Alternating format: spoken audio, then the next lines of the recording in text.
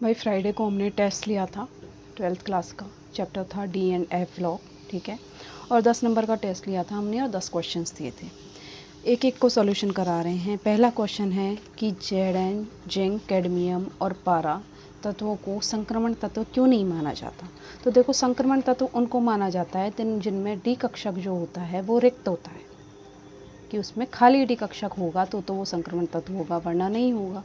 अब जेडन है, सी है, एच है, इन तीनों का यदि हम इलेक्ट्रॉनिक विन्यास देखें तो इनमें जो डी कक्षक होता है वो D10 होता है, पूर्णपूरित, ऐसे पूर्णपूरित होता है, ठीक है। पूर्णपूरित है तो डी कक्षक वैकेंट नहीं है, डी कक्षक वैकेंट नहीं है तो इसलिए इन्हें संक्रमण तत्व नहीं माना जाता। डी ब्लॉक के तत्व हैं लेकिन संक्रमण तत्व नहीं है। ये हो गया पहला क्वेश्चन। दूसरा है भाई, लेंथेनाइड संकुचन से आप क्या समझते हैं। संकुचन का मतलब है सिकुड़ना। लेंथेनाइड संकुचन का मतलब ये है कि जब हम बाएं से दाएं जाएं, चाहे लेंथेनाइड्स में जाएं हम, चाहे लेंथेनाइड्स की वजह से डी ब्लॉक के कक्षकों में जाएं, बाएं से दाएं जाने पर परमाणु की जो त्रिज्या है उसमें अचानक ज़्यादा कमी हमें दिखे, उसकी त्रिज्या लगातार घटती जाए, संकुचित होती जाए, उसे हम क्या कहते हैं, लेंथेनाइड संकुचन। अब देखो, लेंथेनाइड संकुचन का कारण हमने पढ़ा था कि लेंथेनाइड्स जो होते हैं उन तत्वों का जो नाभिकीय आवेश बल होता है, नाभिकीय, वो ज़्यादा होता है। जब नाभिकीय आवेश बल ज़्यादा होगा, नाभिक की पावर ज़्यादा होती है तो नाभिक इनको अपनी ओर खींचता है, कक्षाओं को नाभिक अपनी ओर खींचता है तो साइज़ कैसा हो जाता है, छोटा हो जाता है। अब जो धक्का देने वाली चीज़ है भाई, इसके चारों तरफ जो धक्का देने वाली चीज़ है मतलब परिरक्षण प्रभाव है, जो हम बता चुके हैं। परिरक्षण प्रभाव जो अपने लेंथेनाइड्स होते हैं, ब्लॉक के तत्व होते हैं, उनका कम होता है। तो धक्का कम दिया जा रहा है, खींचा ज़्यादा जा रहा है तो साइज़ क्या हो जाता है, छोटा हो जाता है। और साइज़ का लगातार बाएं से दाएं जाने पर गिरना लेंथेनाइड संकुचन कहलाता है। अच्छे से पूरी लैंग्वेज बना के पॉइंट वाइज पॉइंट लिखना है। 1 नंबर का क्वेश्चन है तो एटलीस्ट 4 पॉइंट्स में लिखना है ताकि अच्छे मार्क्स मिल सकें।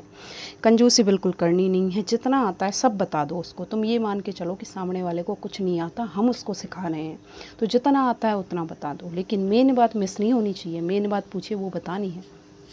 नेक्स्ट क्वेश्चन है, सर्वाधिक ऑक्सीकरण अवस्था दर्शाने वाला तत्व Mn होता है भाई। Mn की ऑक्सीकरण अवस्था +2 से लेके +7 तक होती है, ठीक है। सबसे ज़्यादा Mn दिखाता है। रिक्त स्थान और एक्टिनाइड आंतरिक संक्रमण तत्व कहलाते हैं। तो लेंथेनाइड और एक्टिनॉइड्स आंतरिक संक्रमण तत्व कहलाते हैं, क्योंकि एफ ब्लॉक के तत्व हैं। ये 4F सीरीज है, 5F सीरीज है, तो लेंथेनाइड और एक्टिनाइड कहलाते हैं। नेक्स्ट क्वेश्चन है, संक्रमण तत्व उत्प्रेरकीय गुण क्यों प्रदर्शित करता है। हमने ये पढ़ा था उत्प्रेरकीय गुण। उत्प्रेरक क्या होता है, उत्प्रेरक वह पदार्थ होता है जो स्वयं रासायनिक अभिक्रिया में शामिल हुए बिना ही ये रासायनिक अभिक्रिया के वेग को बढ़ा देता है, उसे उत्प्रेरक कहते हैं। रासायनिक बलगतिकी चैप्टर में हमने पढ़ा था कि जो सक्रियण ऊर्जा को कम कर देता है उसे हम क्या कहते हैं, उत्प्रेरक कहते हैं। जो ऊर्जा बैरियर को कम कर देता है उसे उत्प्रेरक कहते हैं। अपन ने ऊर्जा बैरियर का ग्राफ भी पढ़ा था भाई, ठीक है, रिवाइज कर लेना इस बहाने, ठीक है। उत्प्रेरक के गुण की बात कर रहे हैं अपन संक्रमण धातुओं के लिए, तो हम ये बोलते हैं संक्रमण धातुएं जो होती हैं उनमें रिक्त डी कक्षक पाए जाते हैं, ठीक है। और उनकी परिवर्तनशील क्या होती है, ऑक्सीडेशन स्टेट होती है, ऑक्सीकरण अवस्था परिवर्तनशील होती है और रिक्त डी कक्षक पाए जाते हैं। इस कारण जो संक्रमण धातुएं होती हैं वो उत्प्रेरक के समान गुण दर्शाती हैं। जैसे हमने हेवर विधि एग्जाम्पल लिया था, तुम्हारे पेपर में बोर्ड में आए तो ऐसे लिख के आना है उदाहरण, जैसे कि हेवर विधि अमोनिया निर्माण की विधि N2+3H2, इससे क्या बन गया था, 2NH3 बन गया था। और उत्प्रेरक क्या लिया था हमने, आयरन, ठीक है। आयरन क्या है, एक प्रकार का हमारा डी ब्लॉक का तत्व है, संक्रमण तत्व है, इसलिए जो होता है ये उत्प्रेरक के गुण दर्शाता है, ठीक है। ये इसका आंसर हो गया। नेक्स्ट है, क्रोमाइट ऐश का रासायनिक सूत्र बताइए। तो क्रोमाइट ऐश का रासायनिक सूत्र है FeCr2O4, फेरोक्रीम भी बोलते हैं इसको, ठीक है। इनके नाम हमने लिखे हुए थे। अब देखो स्ट्रक्चर की बात आई है, ये मैंने पुराने सालों के पेपर से उठाया है। तो देखो क्रोमाइट ऐश के स्ट्रक्चर की बात नहीं आई, सिंपली हमसे पूछा है क्रोमेट और डाइक्रोमेट की स्ट्रक्चर, जो कि मैंने तुम्हें बनवाई है। क्रोमेट किसे बोलते हैं अपन, CrO4-2। डाइक्रोमेट किसे बोलते हैं, Cr2O7-2। दोनों की स्ट्रक्चर बनानी है। क्रोमेट की बनाओ भाई, ये Cr है, 4 ऑक्सीजन जोड़ने हैं, जैसे ये डबल बॉन्ड से 2 ऑक्सीजन जोड़ दी, बाकी की जो ऑक्सीजन है उन पे माइनस चार्ज आ गया या ओवरऑल पे -2 चार्ज दिखा दिया। इसकी बनाई थी, इसमें दोनों एक ऑक्सीजन को शेयर करते हैं, बाकी पे ऐसे डबल बॉन्ड O होता है, एक ऑक्सीजन ऐसे होती है, एक ऐसे होती है, डबल बॉन्ड O, ठीक है, ठीक है। इस पर ये एक्स्ट्रा एक लग गई हमसे, ये हटा के ये डबल बॉन्ड O, ये डबल बॉन्ड O, ये एक ऑक्सीजन माइनस, ये डबल बॉन्ड O, ये ऑक्सीजन माइनस। इस तरीके से हमारे डाइक्रोमेट का सूत्र होता है। नेक्स्ट हमसे पूछा है Mn के चुंबकीय आघूर्ण को समझाइए। देखो चुंबकीय आघूर्ण निकालने, म्यू निकालने का फॉर्मूला होता है √n+2।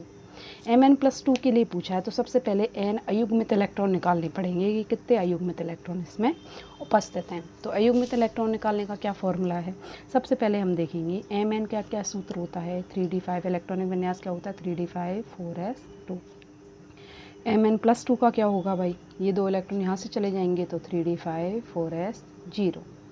तो हमने इसका ऐसे डब्बा बना लिया, 1 2 3 4 5, 1 2 3 4 5, ऐसे पूरा लिख के आना है तुम्हें। तो अयुग्मित इलेक्ट्रॉनों की संख्या कितनी है, अयुग्मित इलेक्ट्रॉनों की संख्या बराबर कितनी है, संख्या है 5। तो n बराबर कितना है हमारा 5। तो म्यू बराबर कितना आएगा, म्यू बराबर √5 5+2, 5 और 2 7, 7 5 35 हो गया। अब देखो रूट निकालने का तुम्हें ज़्यादा कंफ्यूज होना नहीं है, हमें पता है इसके पास के रूट को देख लो। जैसे इसका पास का रूट हो सकता था 36 हो सकता था, और 36 का रूट हम जानते हैं 6 होता है। 6 गुना 6 क्या होता है, 36 होता है भाई, तो 6 होता। अब ये 6 से थोड़ा ही तो कम है, 36 से थोड़ा ही तो कम है, तो ऑलमोस्ट कितना हो जाएगा, ये 5.9 के समथिंग। और इसका पीछे मात्रक भी लगाना है, बोर मैग्नेटोन। इस प्रकार से इसका पूरा आंसर निकाल के आना है। तो जनरली जो होता है किसी ना किसी के करीब होता है, तो उससे अनुमान लगा के हमें लिख लेना है। नेक्स्ट है टीबी का इलेक्ट्रॉनिक विन्यास। सबसे पहले जो टीबी है ये क्या होता है, लेंथेनाइड्स होता है। लेंथेनाइड्स के लिए हमने देखा था कि 8 जो है इलेक्ट्रॉनिक विन्यास नहीं होगा। तो सबसे पहले हम इसका इलेक्ट्रॉनिक विन्यास लिखना है 4f8 5d1 6s2, इस प्रकार से होता है। अब हमने क्या बोला, 8 तो होता नहीं है, 8 नहीं होता तो हमने इलेक्ट्रॉन यहाँ पहुँचा दिया, तो 4f9 5d0 हो जाएगा 6s2। इस प्रकार से इसका इलेक्ट्रॉनिक विन्यास होता है। लेंथेनाइड तत्वों की परमाणु त्रिज्या बाएं से दाएं जाने पर घटती है, क्यों, कारण दीजिए। क्योंकि लेंथेनाइड की बाएं से दाएं जाने पर जो नाभिकीय आवेश बल है वो बढ़ता जाता है, परिरक्षण प्रभाव कम होता जाता है, जिससे लेंथेनाइडों में एक संकुचन पैदा होता है और परमाणु त्रिज्या बाएं से दाएं जाने पर लगातार घटती है। ठीक है। मिश्र धातु किसे कहते हैं, लेंथेनाइड तत्वों से बनी हुई मिश्र धातु को मिश्र धातु कहते हैं। ये मिश्र धातु नहीं है, मिश्र धातु है। लेंथेनाइड तत्वों से जो मिश्र धातु बनती है उसे हम मिश्र धातु कहते हैं। 90% तक हमारी मिश्र धातु में हमारे लेंथेनाइड से होते हैं, और मोस्टली लेंथेनाइड हम सीरियम लेंथेनाइड लिया जाता है। उनके हमने बहुत सारे कार्य भी लिखे थे, वो सारे हमें इसमें डाल देने हैं। तो ये 10 क्वेश्चन थे, बिल्कुल ईजी क्वेश्चन थे, और 10 की 10 क्वेश्चन पुराने सालों के पेपर से बनाए हुए हैं। अर्थात बोर्ड में इसी प्रकार का तुम्हारा पेपर आएगा, कुछ अलग नहीं आएगा। तो अच्छे से जब भी तुम्हें नोट्स बनाए जाएँ तो नोट्स को पढ़ना है। उसके अलावा जो बीच में प्रैक्टिस कराई जाए वो क्वेश्चंस तुम्हें देखने हैं, और पुराने सालों के पेपरों की प्रैक्टिस ज़रूर से ज़रूर करनी है, ताकि मेन एग्ज़ाम में जब बैठो तो ये नहीं लगे कि ये कैसे क्वेश्चन बन के आ गया। पता रहे कि बोर्ड में ऐसे ही क्वेश्चन आता है। ठीक है। और बिल्कुल भी कंजूसी नहीं करनी है, खूब भर भर के लिखना है। नंबर देखो कितने नंबर का है, खूब भर भर के लिखो। 1 नंबर का है 4 लाइन लिखी, 1.5 नंबर का है 6 लाइन लिखी, खूब भर भर के खूब अच्छा लिख के। सुंदर राइटिंग में, पैराग्राफ में नहीं, हमेशा तीर लगा के, एरो लगा के पॉइंट्स में लिखना है। ठीक है। ये भी पेपर था, बहुत ईजी था।